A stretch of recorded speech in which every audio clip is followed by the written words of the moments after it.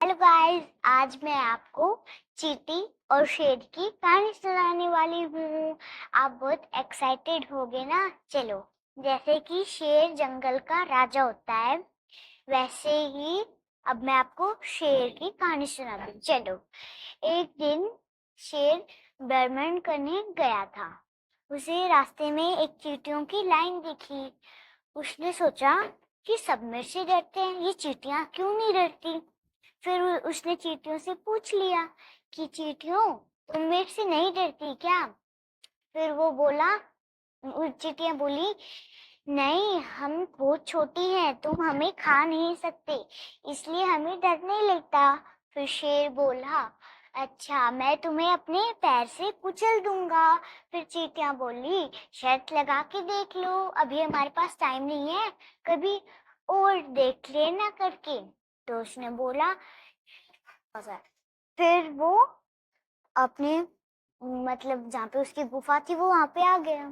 फिर वहां पे उसका दोस्त चीता भी था।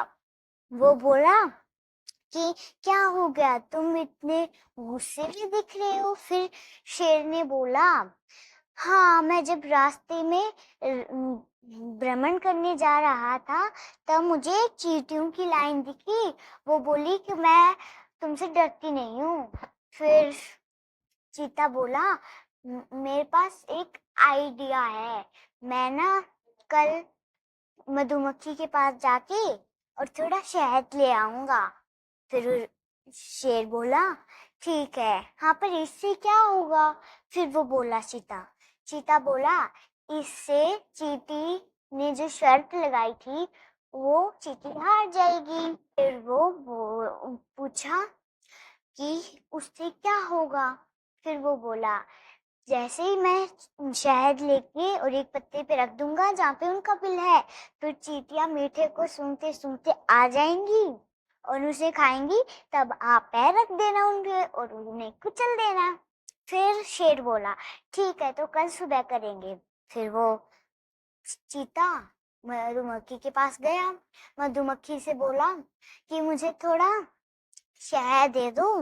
राजा जो है, शेर राजा है, उनकी तबीयत खराब है, वो शहद खाने के लिए बोल रहे हैं। तो फिर उसने दे दिया डरते डरते। वो ऐसे बोली, ठीक है, ये लो। फिर ऐसे पूरे पूरे के पूरे जो जंगल था उसमें ये बात फैल गई। मधुमक्खियों ने बता दिया चिड़िया से, चिड़िया ने चींटी से बता दिया, ऐसे पूरे गांव मतलब जंगल में फैल गई बात।